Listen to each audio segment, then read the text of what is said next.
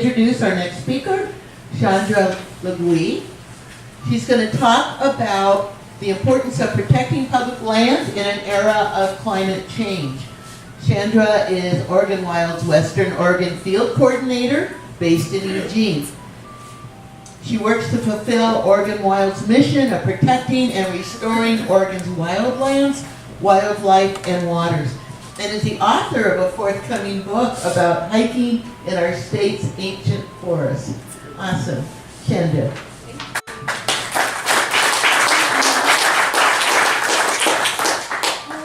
We at Oregon Wild have boiled that down into two main solutions. One is to better protect our public forest lands, and one is to reform logging laws on the other half of Oregon's forests, and Jason's going to talk about. Okay, so real quick, for those of you who don't know about Oregon Wild, Frankie basically mentioned our mission, which is to protect and restore Oregon's wildlands, wildlife, and waters.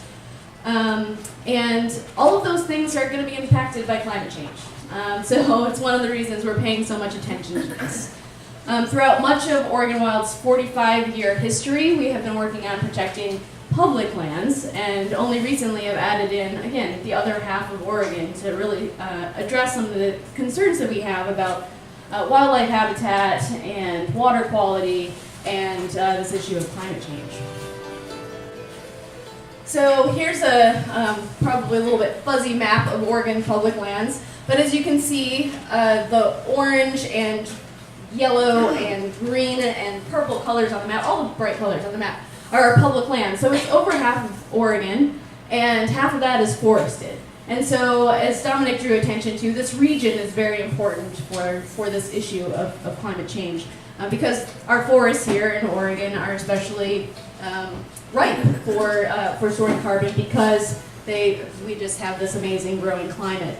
Most of that is going to be focused on the west half of the state, where we have better growing conditions, these dense Douglas fir and hemlock and spruce forests for storing carbon anyway. Though, if you're like me, you also love those beautiful ponderosa pine forests out in eastern Oregon.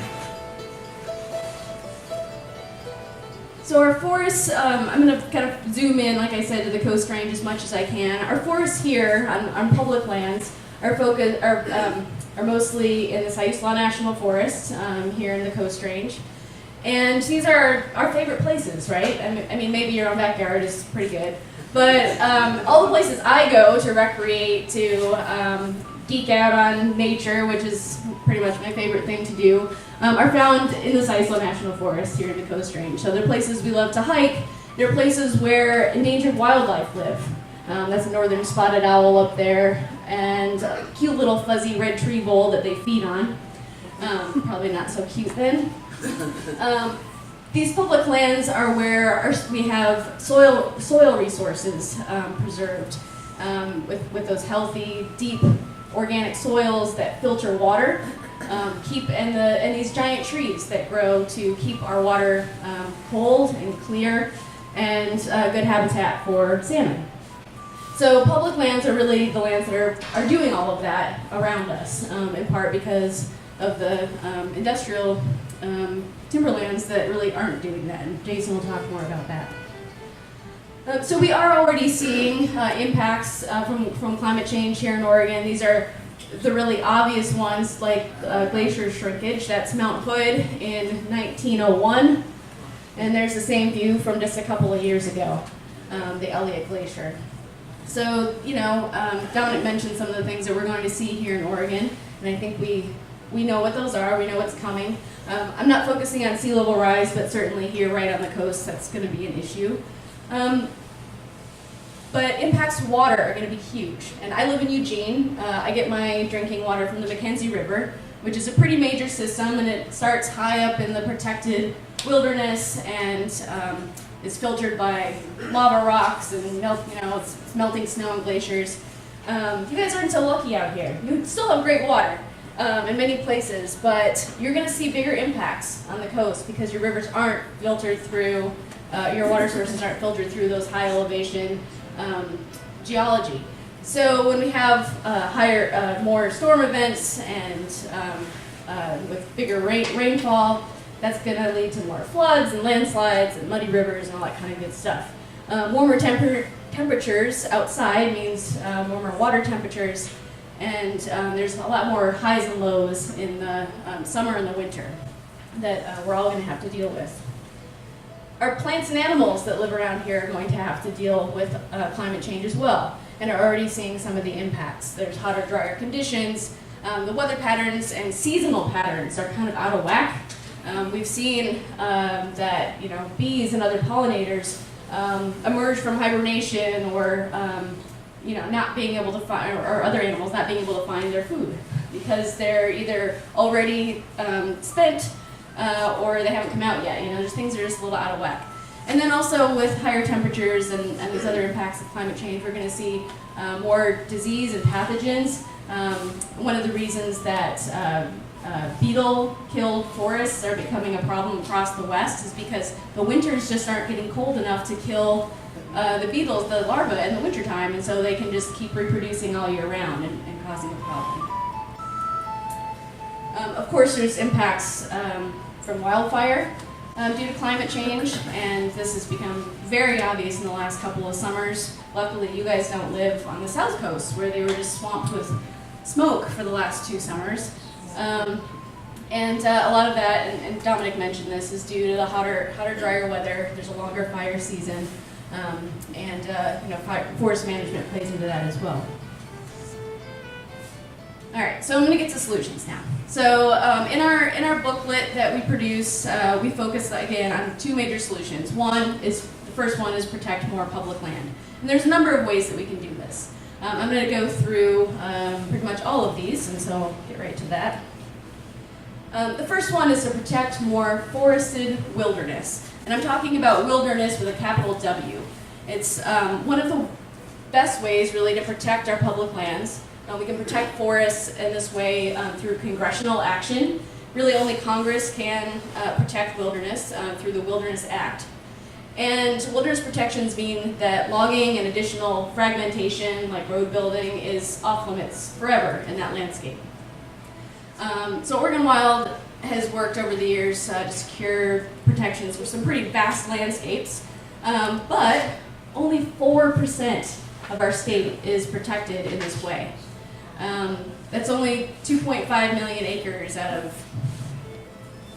well, I'm really bad at math, so. But we protected 2.5 million acres in this way. The good news is that 80% of that wilderness is forested. So that means it's storing carbon, it's growing naturally, it's not being logged, we're not removing carbon in an unnatural way. Sure, they might burn, but that there's way worse ways that a forest could go. The bad news also is that we have, or maybe this is good news, there are actually 4 million acres of potential forested wilderness still out there. And that means that there are still a lot of intact forested areas that could still be protected as wilderness or in other ways because they are still natural, functioning forest ecosystems. So this map shows in the darkest green, that's kind of what to pay attention to, the intact forests that have never been logged, and they're in over 1,000 acres or so in size. So that's where we're going to have those functioning watersheds and the oldest trees where there hasn't been logging and road building. So, as you can see, a lot of them are centered on the west side of the Cascades, and there's not a whole lot in our neck of the woods over here. And I'll talk about that a little bit more later. So there's a couple of great opportunities for protecting more forested wilderness, including right now. In fact, just this week, as Congress is finishing up their session, there's a chance that the Oregon Wildlands Act could pass. And that includes the Devil's Staircase Wilderness, which is down in the Coast Range outside of Reedsport in the Siuslaw National Forest, which our senators and Congressman DeFazio have been very supportive of over the years. But also a lot of other places. There's wild and scenic river protection for over 200 miles of rivers all across the state. There's protections for the wild road, additions to the wild road wilderness, and recreation areas designated for the Malala River corridor. So it's a great bill. And Devil's Staircase is a place near and dear to my heart. It's about 26,000 acres and sits just inland from Reedsport. Another really important reason to protect this particular place is that it is so carbon rich. So this map, if you can make it out, bordered in purple is the Devil's Staircase Wilderness area. And the colors basically indicate the density of carbon storage. So the darker the green, the more carbon there is. Well, you can see that there's an awful lot of dark green within that proposed wilderness. And outside of that is industrial timberland, which isn't storing much carbon at all. So this is an oasis in a sea of clear cuts and past management, and certainly deserves protection for many reasons. It's a beautiful place, but especially for carbon reserves. So this is just a picture of some beautiful Coast Range wilderness. This is the Cummins Creek Wilderness just south of here. And you can see, these huge trees and all of that life is what's soaking that carbon dioxide up out of the atmosphere. This one's from the proposed Devil's Staircase Wilderness.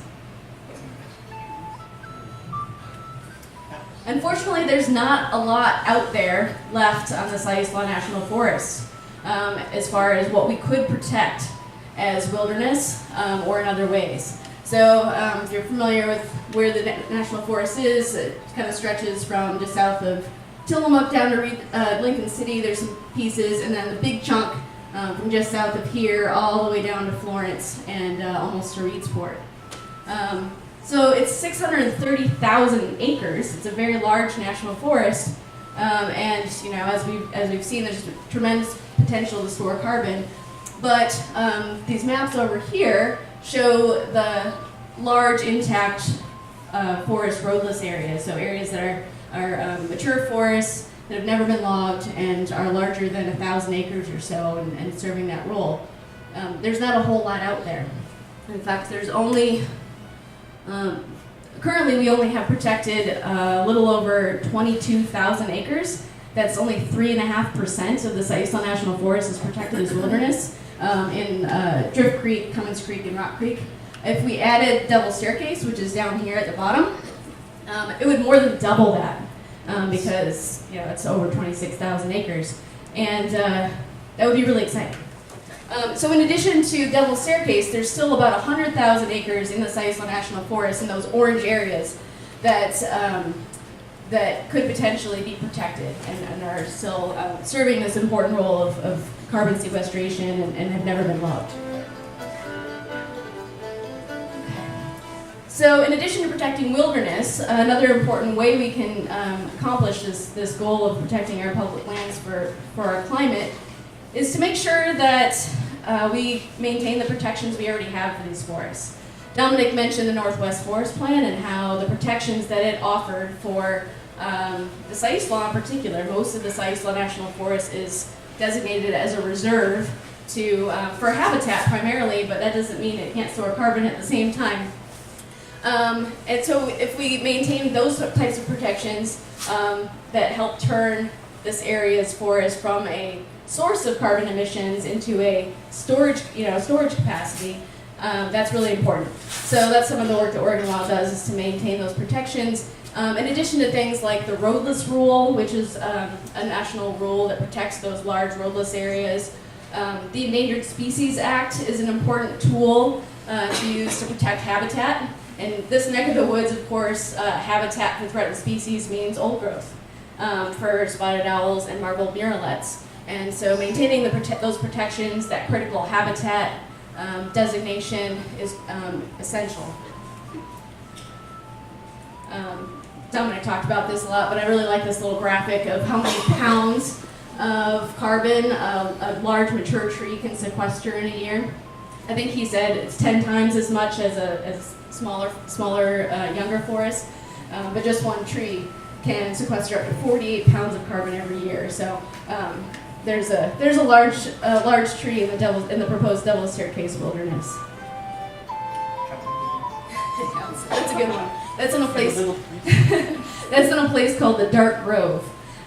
In part because you can tell, actually this is fun, the bark on this particular Douglas fir is blackened from a past fire.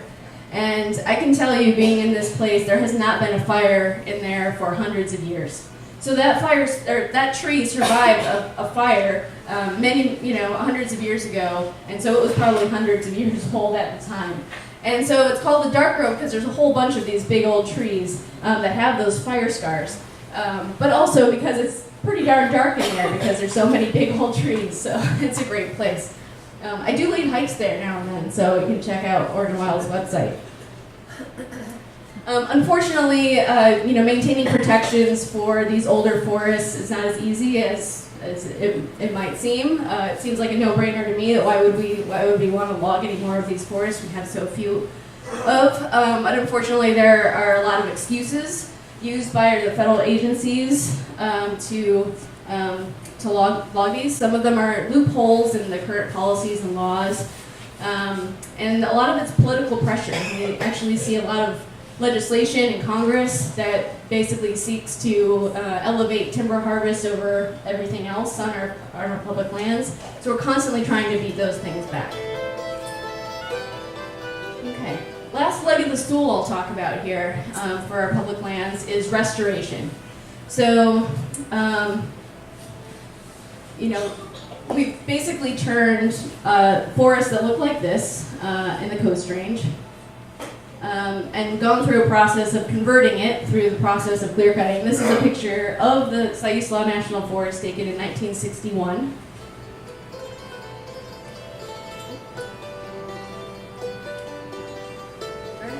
Well, and we turned it into plantations that look like this.